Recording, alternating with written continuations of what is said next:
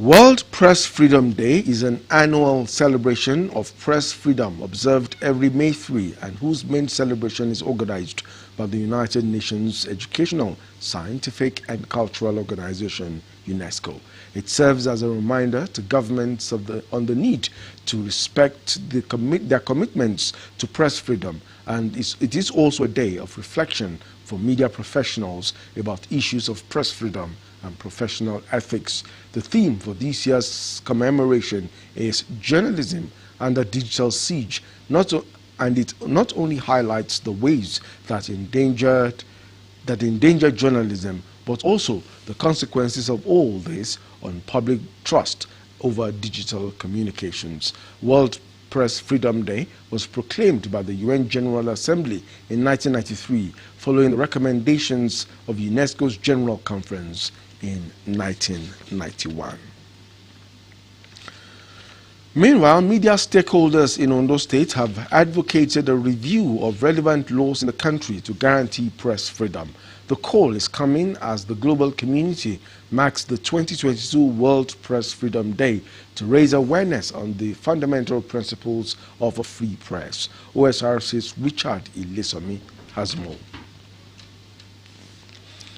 We hope to bring you that report in the course of the bulletin. And as the world marks this year's Press Freedom Day, the Nigerian Union of Journalists Ondo State Council has demanded adequate funding of media organizations to meet the economic needs of the workforce. The union also canvassed a review of media salary, given the number of hours which professionals put in daily, while welfare of journalists working with private outfits should be given priority by their employers. The state chairman of the union, Leke Adegbite, in a statement, reminded government and its agencies, especially security operatives, of the need to respect the rights of media professionals and frowned at incessant attacks on journalists, especially as political parties prepare for the 2023 general elections. Adegbite hinted that Ondo NUJ will reconstitute its special task force against fake journalists and quackery to work with security agencies and other stakeholders to flush out non-professionals in the state. The NUJ Ondo chairman also pledged to enhance members' welfare and sought their cooperation to move the nation forward.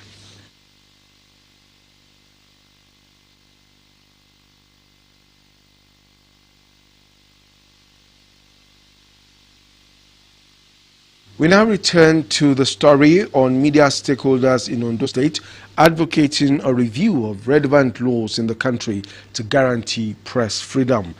Of course, the call is coming on the occasion of the 2022 World Press Freedom Day. Osrc's Richard Ilesomi has more.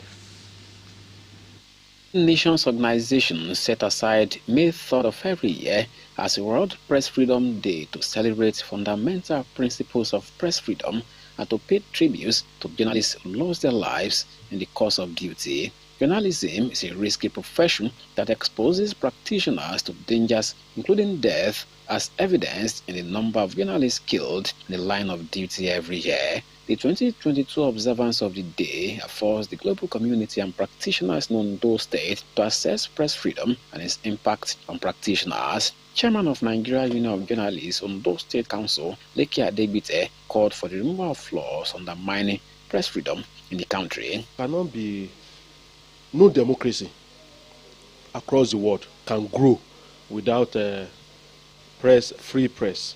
No democracy can grow where journalists are being attacked by security agents every day. So, but we believe that with right education, enlightenment, sensitization of security men, the issue of attacking journalists will reduce drastically.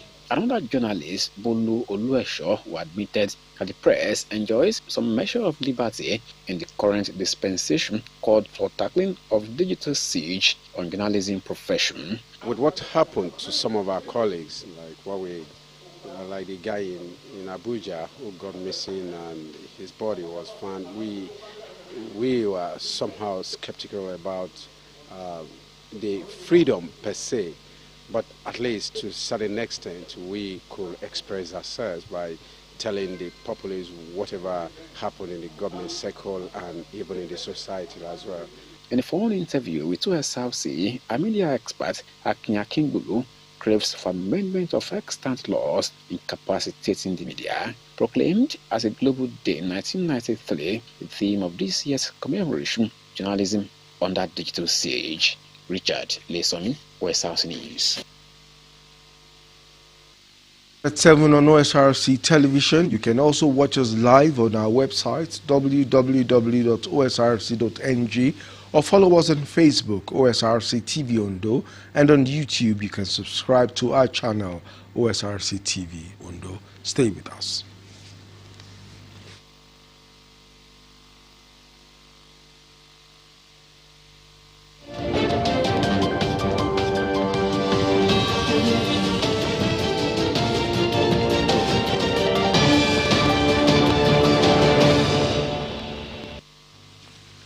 Thank you for staying with us on the news at 7.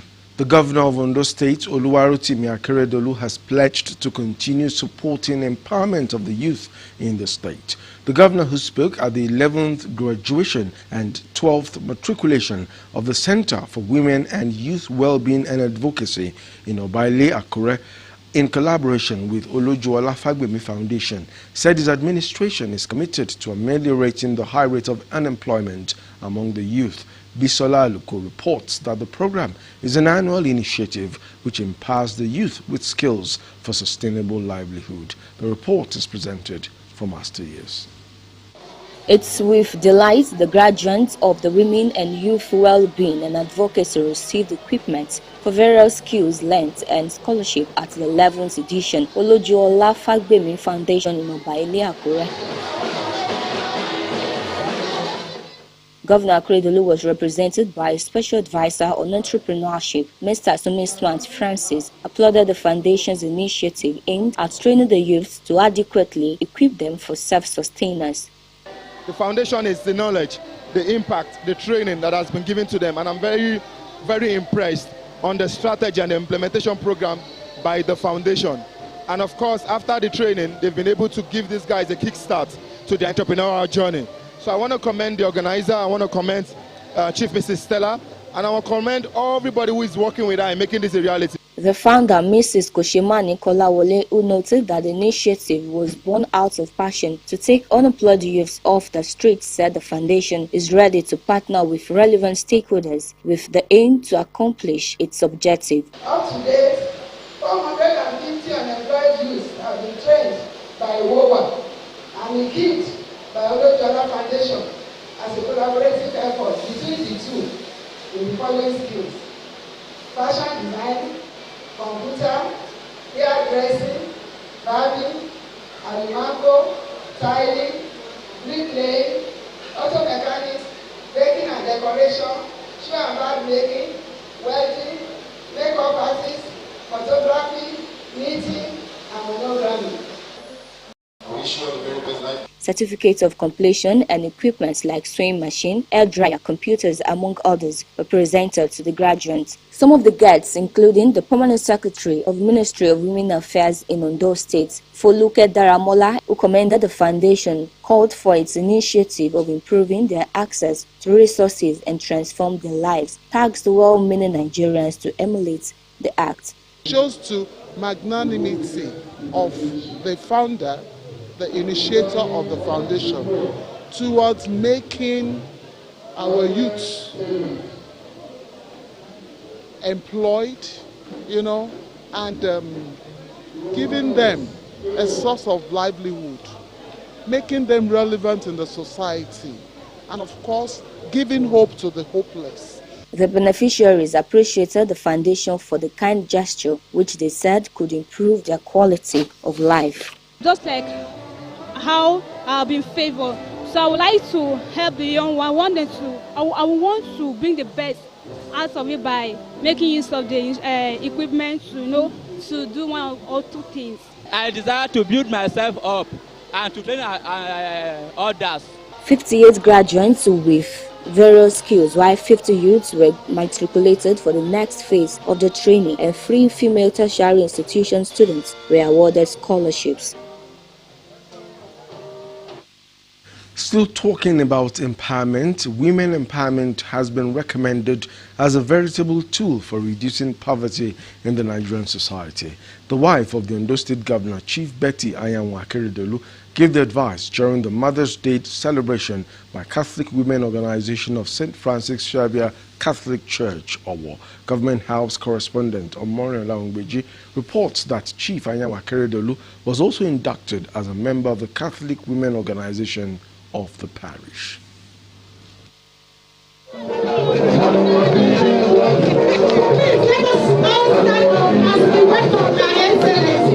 The bright faces of Catholic Women Organization of St. Francis Xavier Catholic Church, Owo, depict joy while receiving the wife of Ondo State Governor, Arabiri Betty Anyanwu Akeredolu, for this year's Mother's Day celebration.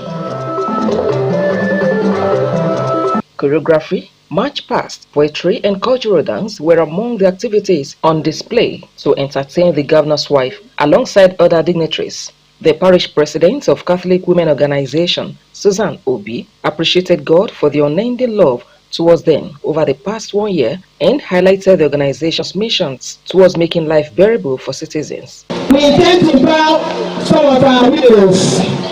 We also want to give scholarships to children of the less privileged in our society, in our community rather. Sustain medical outreach for our women and promotion of monthly fitness exercises.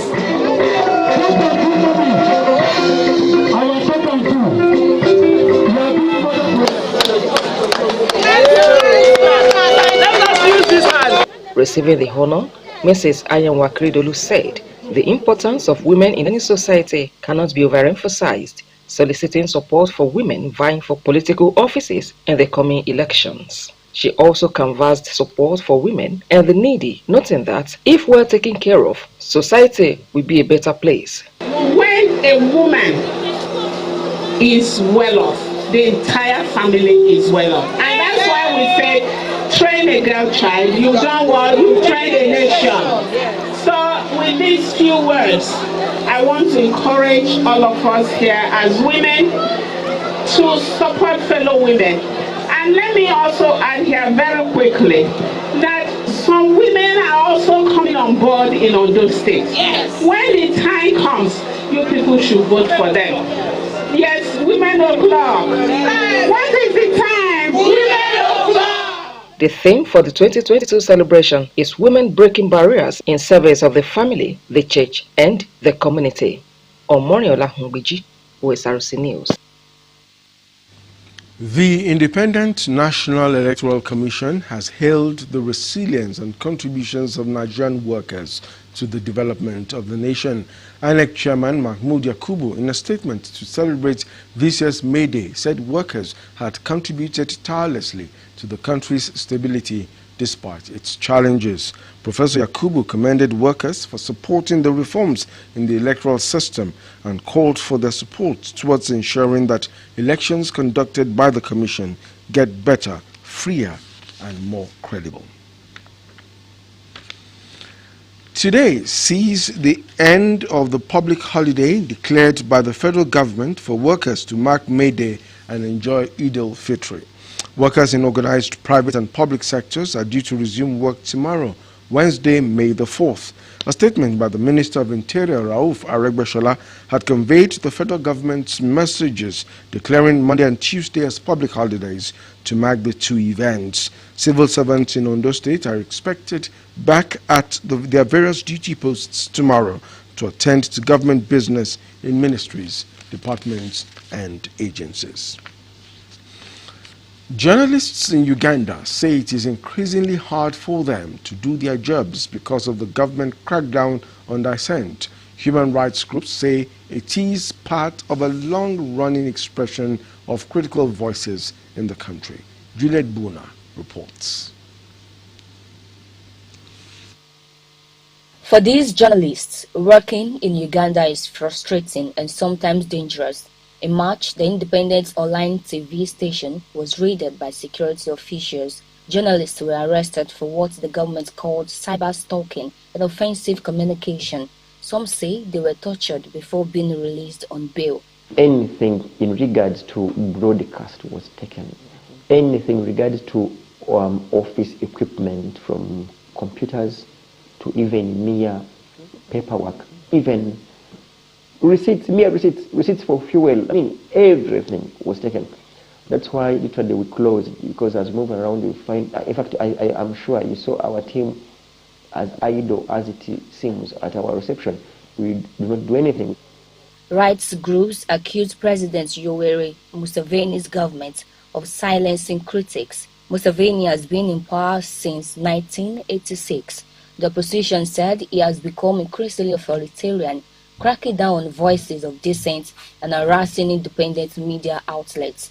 That it causes the attacks on journalists is, I think, sheer failure to appreciate the critical role that the media plays in a democracy, where the security and governments tend to think that once a journalist or media house carries a story that is not in their favor, they are fighting them and against them. They do not appreciate the critical importance of holding leaders to account, of exposing gross misuse of office and power.